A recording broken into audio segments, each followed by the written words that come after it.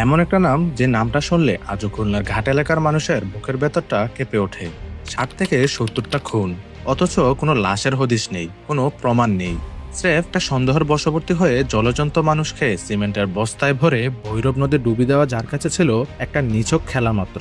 আইনের চোখ ফাঁকি দিয়ে রাজনীতির চাদরে ঘা ঢাকা দিয়ে সে হয়ে উঠেছিল এক অদৃশ্য দানব। তাকে নিয়ে মুখ খুললেই নিশ্চিত মৃত্যু। তাই গোটা শহর তার ভয়ে তটস্থ থাকত। অথচ অবাক করা ব্যাপার হলো এই চরম নিষ্ঠুর খুনিকেই বস্তির হাজার হাজার মানুষ আজও দেবতার মতো পূজা করে। তারা বলে সে নাকি গরিবের বন্ধু ছিল। অবাক করা ব্যাপার হলো ফাঁসির মঞ্চে দাঁড়িয়ে মৃত্যুর ঠিক আগ মুহূর্তে যখন সে বলে উঠল আমি জীবনে কোনো অন্যায় করিনি, তখন একটা প্রশ্নই বারবার মাথায় ঘোরে। তবে কি মানুষের রক্তে হোলি খেলা তার কাছে কোনো অপরাধই ছিল না, নাকি তার বিরুদ্ধে চলা সব অভিযোগ মিথ্যা ছিল? চলুন ইতিকথার আজকের পর্বে জেনে নেই কিভাবে ঘাটের এক সাধারণ কুলি থেকে সে হয়ে উঠেছিল বাংলাদেশের ইতিহাসের অন্যতম ভয়ঙ্কর অপরাধী এরশাদ শিকদার। বরিশালের ঝালকাঠির মাদারগোনা নামের এক অজপাড়া গা, সেখানে জন্ম হয় এরশাদের। বাবা বন্দে আলী মিয়া ছিলেন হতদরিদ্র এক কৃষক। তার নিজের এক ছটাক জমিও ছিল না। অন্যের জমিতে হাড়ভাঙ্গা খাটুনি কেটে যা পেতেন তাতেই কোনো মতে বড় ভাই আর বাবা মায়ের সাথে এরশাদের আত্মাটা সংসার চলত। কিন্তু ভাগ্যের নির্মম পরিহাসে এরশাদের বয়স যখন মাত্র 12 বছর, তখন বন্দে আলী মিয়া পৃথিবী ছেড়ে বিদায় নেন। এতে মাথার উপর থেকে ছাদ সরে যায় এরশাদের। অভাবের সংসারে হাল ধরতে তার মা বাধ্য হন মানুষের বাড়ি বাড়ি গিয়ে ঝিয়ের কাজ করতে। কিশোর এরশাদ তখনও জীবনের কঠিন বাস্তবতা পুরোপুরি বুঝে উঠতে পারেনি। কিন্তু একদিন স্কুল ফাঁকি দিয়ে অসময়ে বাড়ি ফিরে সে এমন এক দৃশ্য দেখে ফেলে যা তার শিশু মনকে একেবারে চুরমার করে দেয়। ভাঙ্গা ফেরার ফাঁক দিয়ে সে দেখতে পায় তার নিজের মা তার ওই গ্রামের এক প্রভাবশালী ব্যক্তির সাথে আপত্তিকর অবস্থায়। যদিও এই ঘটনার সত্যতা নিয়ে অনেকের দ্বিমত আছে। অনেকেই একে কেবল ওই জনশ্রুতি বলে উড়িয়ে দিতে যান। কিন্তু একটা বিষয় নিশ্চিত যে চরম দারিদ্র্য আর সামাজিক অবক্ষয় এরশাদের মানসিকতায় এক ভয়ঙ্কর প্রভাব ফেলেছিল। ভাগ্যের অন্বেষণে এরশাদের পুরো পরিবার একসময় চলে আসে খুলনার ঘাট এলাকায়। মা আগের মতোই মানুষের বাড়িতে কাজ শুরু করেন, আর বড় ভাই ঘাটে কুলির কাজে লেগে যান। কিন্তু এরশাদের ভেতরে তখন এক অন্য আগুন জ্বলছে। সে বুঝে গিয়েছিল এই হাড়ভাঙ্গা খাটুনি দিয়ে আর যাই হোক দুনিয়ায় মাথা উঁচু করে বাঁচা যাবে না। পড়ালেখার পাঠ চুকিয়ে সেও ঘাটে গেল ঠিকই, কিন্তু কুলি হওয়ার জন্য নয়। তার লক্ষ্য ছিল অনেক বড়। সে গিয়ে ভিড়ল কুলিদের সর্দার কাশেম সর্দারের দলে। শুরু হলো তার আজ্ঞাবহ হিসেবে 5 মাস খাটার জীবন। কিন্তু চোখ কান খোলা রেখে এরশাদ সুযোগ খুঁজছিল। ঘাটে যেসব মালবাহী নৌকা আসতো সেগুলোর দিকে তার নজর পড়ল। ধান, গম, তেল কিছুই বাদ যেত না। এভাবেই শুরু হলো তার চুরির হাতে খড়ি। চুরি করতে গিয়ে সে মাঝে মাঝেই ধরা পড়ত, কিন্তু এসবের পরোয়া সে করত না। ফর্সা গায়ের রঙের কারণে ঘাট এলাকার কালো মানুষদের ভিড়ে সে সহজেই চোখে পড়ত। মানুষের মুখে মুখে তার নাম হয়ে গেল রাঙ্গা চোর। যত দিন গড়ায় ঘাটের সর্দারও বদলায়। একসময় কাশেম সর্দারের জায়গায় আসে আঞ্জু সর্দার। ধূর্ত এরশাদ সময় নষ্ট না করে তখন সর্দারের চামচাগিরি শুরু করে। শোনা যায় আঞ্জু সর্দারের চারিত্রিক দুর্বলতার সুযোগ নিয়ে এরশাদ তার আরো ঘনিষ্ঠ হয়ে ওঠে। তবে এসব ছোটখাটো চুরিতে আর এরশাদের মন ভরছিল না। তার চাই আরো টাকা এবং আরো ক্ষমতা। সমবয়সী কিছু বখাটে আর বকে যাওয়া তরুণকে নিয়ে সে গড়ে তুলল তার নিজের এক গ্যাং। চোর থেকে সে প্রমোশন পেল ডাকাত হিসেবে। খুলনার রাস্তা রাস্তা শুরু হলো তার ছিনতাই আর ডাকাতির রাজত্ব। যখনই দেখতো ডাকাতির কাজে পুলিশের চাপ বাড়ছে, তখন দলবল নিয়ে রাতের অন্ধকারে রেল লাইনের পাত খুলে বিক্রি করতে শুরু করত। সরকারি সম্পত্তি চুরি থেকে শুরু করে সাধারণ মানুষের সর্বস্ব লুট সবই চলতে লাগলো সমানতালে। এরশাদ শিকদার ধীরে ধীরে অন্ধকার জগতের এক পরিচিত নামে পরিণত হতে শুরু করলো। সময়টা 1982 সাল। ক্ষমতার পালাবদল হয়েছে দেশে। এরশাদ শিকদার বুঝতে পারলো শুধু পেশি শক্তি দিয়ে এই অপরাধ সাম্রাজ্য টিকিয়ে রাখা যাবে না। তার চাই একটা শক্ত ঢাল, একটা রাজনৈতিক পরিচয়। সুযোগ বুঝে সে নাম লেখালো জাতীয় পার্টিতে। ঘাটের কুলি মজুরদের উপর ততদিনে তার একচ্ছত্র আধিপত্য তৈরি হয়ে গেছে। যে কোনো রাজনৈতিক মিটিং মিছিলে কয়েক ঘন্টার নোটিশে হাজার হাজার মানুষ জড়ো করে দেওয়ার এক অদ্ভুত ক্ষমতা ছিল তার। আর রাজনীতির মাঠে তো মাথার চেয়ে মাথার সংখ্যার কদর বেশি। রাজনৈতিক নেতাদের কাছে এরশাদ হয়ে উঠল এক অপরিহার্য অস্ত্র। তারা এরশাদকে ব্যবহার করত নিজেদের পেশিশক্তি প্রদর্শনের জন্য, আর এর বিনিময়ে এরশাদ পেত তাদের পূর্ণ সমর্থন আর প্রশাসনিক নিরাপত্তা। তারপর এই রাজনৈতিক ছত্রছায়া এরশাদ শুরু করলো তার দখলের উৎসব। অন্যের জমি দখল, চাঁদাবাজি আর মাদকের এক বিশাল সাম্রাজ্য গড়ে তুলেছে। টাকা আর ক্ষমতার দাপটে একসময় সে নিজেই খুলনার 21 নম্বর ওয়ার্ডের কমিশনার নির্বাচিত হয়ে যায়। কমিশনার হওয়ার পর তার রূপ হলো আরো ভয়ঙ্কর। সরকারি খাস জমি দখল করে সে বিশাল এক বস্তি গড়ে তুলল। সেখানে আশ্রয় দিল প্রায় 50 থেকে 60,000 নিম্ন আয়ের মানুষকে। কুলি, রিকশাওয়ালা, দিনমজুর থেকে শুরু করে সমাজের অবহেলিত মানুষেরা সেখানে ঠাঁই পেল।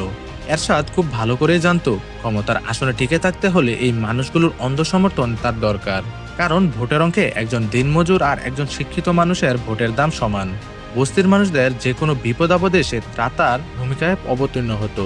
কেউ অসুস্থ হলে চিকিৎসার ব্যবস্থা করা থেকে শুরু করে কারো মেয়ের বিয়েতে টাকা দেওয়া পর্যন্ত সবই সে করত। ফলে এই অসহায় মানুষগুলোর কাছে সে হয়ে উঠল এক সাক্ষাৎ দেবতা। তারা তাকে জান দিয়ে ভালোবাসত। আর এই ভালোবাসাকে পুজো করে এরশাদ তার নিজস্ব এক প্রাইভেট আর্মি গড়ে তোলে। বস্তির বেকার যুবকদের হাতে তুলে দেয় অস্ত্র, ঢুকিয়ে দেয় নিজের সন্ত্রাসী বাহিনীতে। এরশাদের রাজত্বে কেউ তার বিরুদ্ধে টু শব্দটিও করতে পারত না। যারা সাহস করে মুখ খুলতো তাদের পরিণত হতো ভয়ঙ্কর।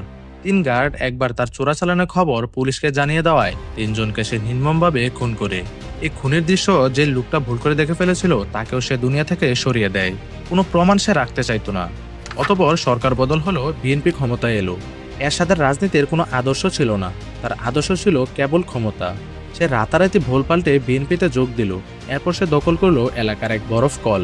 এই বরফ কলটাকে সে বানিয়ে ফেললো তার ব্যক্তিগত টর্চার সেলে।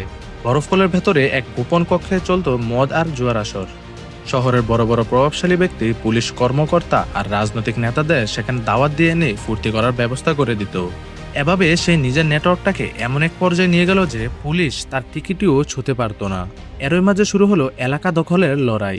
15 নম্বর ওয়ার্ডের কমিশনার আওয়ামী লীগ নেতা মুসলিম উদ্দিনের সাথে তার চরম দ্বন্দ্ব বেঁধে গেল। রক্তের হোলি খেলায় মেতে উঠল দুই পক্ষ। এরশাদের জীবনের সবচেয়ে বেশি খুন সম্ভবত এই মুসলিমের সাথেই শত্রুতার জেরে হয়েছিল। শেষমেশ মুসলিমকেও সে রাস্তা থেকে সরিয়ে দেয়। মুসলিমকে মারার পর যে ব্যক্তি এরশাদের বিরুদ্ধে মামলা করেছিল, এরশাদ নিজের এক লোককে খুন করে সেই মামলার দায় চাপিয়ে দিল ওই অভিযোগকারীর উপরই। তার কূটবুদ্ধি আর রাজনৈতিক ক্ষমতার কাছে আইন যেন অসহায় হয়ে পড়েছিল। এত অবৈধ টাকায় সে নির্মাণ করলো তার স্বপ্নের রাজপ্রাসাদ স্বর্ণকমল। শোনা যায় এই বাড়ি বানানোর সময় 1 ইঞ্চি জমির হিসাবে গন্ডগোল করায় এক ইঞ্জিনিয়ারকেও সে খুন করেছিল। স্বর্ণকমলের ভেতরে থাকা এক বিশাল চৌবাচ্চায় সে রাক্ষসে মাগুর মাছ পুষত বলে শোনা যায়। গুজব ছিল যে সে মানুষ খুন করে সে লাশগুলো মাগুর মাছের খাবার হিসেবে ফেলে দিত। যদিও এর কোনো শক্ত প্রমাণ মেলেনি, তবু এই গল্পগুলো তার ভয়ঙ্কর ইমেজকে আরো পাকাপোক্ত করেছিল। কিন্তু পাপের ঘোড়াও এক সময় পূর্ণ হয়, আর এরশাদের পতনের বুঝ লিখেছিল তার ওই সবচেয়ে আপন মানুষের মাঝে, নূর আলম, যে ছিল এরশাদের ছায়াসঙ্গী এবং তার ডান হাত। এরশাদ যখন রাঙ্গাচোর ছিল তখন থেকে নূর আলম তাকে গুরুর মতো মানত। এরশাদের সব কুকর্ম, সব গুপ্ত হত্যার সবচেয়ে বড় সাক্ষী ছিল এই নূর আলম। কিন্তু এরশাদের আরেকটি মারাত্মক নেশা ছিল নারী। কোনো সুন্দরীর দিকে চোখ পড়লে তাকে ভোগ না করা পর্যন্ত তার শান্তি হতো না। একদিন তার এই লালসার নজর পড়ল স্বয়ং নূর আলমের স্ত্রীর উপর। যে নূর আলম তার জন্য জীবন দিতেও প্রস্তুত ছিল, তাকেই কাজে বাইরে পাঠিয়ে এরশাদ তার স্ত্রীর সর্বনাশ করল। নূর আলম যখন এই জঘন্য বিশ্বাসঘাতকতার কথা জানতে পারলো তখন সে পাথর হয়ে গিয়েছিল। সে কিছুই বলতে পারলো না, কারণ এরশাদের ক্ষমতা তার জানা ছিল। কিন্তু ভেতরে ভেতরে তার বুকে জ্বলতে শুরু করলো এক প্রতিশোধের দাবানল। সে কেবল একটা মোক্ষম সুযোগের অপেক্ষায় ছিল।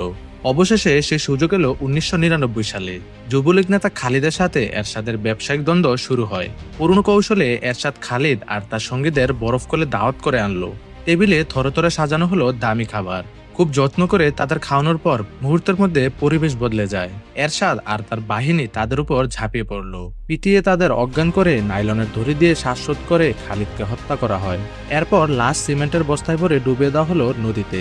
ভাগ্যের নির্মম পরিহাসে এই প্রথম কোনো লাশ নদীতে ভেসে উঠল। চারদিকে হইচই পড়ে গেল। খালিদ ছিল যুবলীগের বড় নেতা, আর ক্ষমতায় তখন আওয়ামী লীগ। দেশ জুড়ে শুরু হলো তুমুল আলোড়ন। এরশাদও বুঝতে পারলো এবার আর সহজে পার পাওয়া যাবে না, তাই সে এক ধূর্ত চাল চাললো। সে নিজে গিয়ে পুলিশের কাছে আত্মসমর্পণ করলো এই ভেবে যে তার বস্তির লোকজন আর রাজনৈতিক বন্ধুরা মিলে আন্দোলন করে তাকে খুব সহজেই জামিনে বের করে আনবে। কিন্তু এটাই ছিল তার জীবনের সবচেয়ে বড় ভুল। সে জেলে যাওয়ার পর এতদিনের জমে থাকা ক্ষোভ নিয়ে জ্বলে উঠল নূর আলম। সে সোজা পুলিশের কাছে গিয়ে এরশাদের সমস্ত কুকর্মের ফিরিস্তি তুলে ধরল। রাজি হয়ে গেল রাজসাক্ষী হতে। খুলনার তৎকালীন পুলিশ কমিশনার আনোয়ারুল ইকবাল জান লড়িয়ে দিলেন এরশাদের বিরুদ্ধে শক্ত প্রমাণ জোগাড় করতে। এক এক করে খসে পড়তে লাগলো এরশাদের অহংকারের সব মুখোশ। আদালত তাকে ফাঁসির আদেশ দিল, তবু তার দম্ভ একটুও কমেনি। সে ভেবেছিল টাকার জোরে উপর মহলের সাহায্যে ঠিকই সে বেরিয়ে আসবে।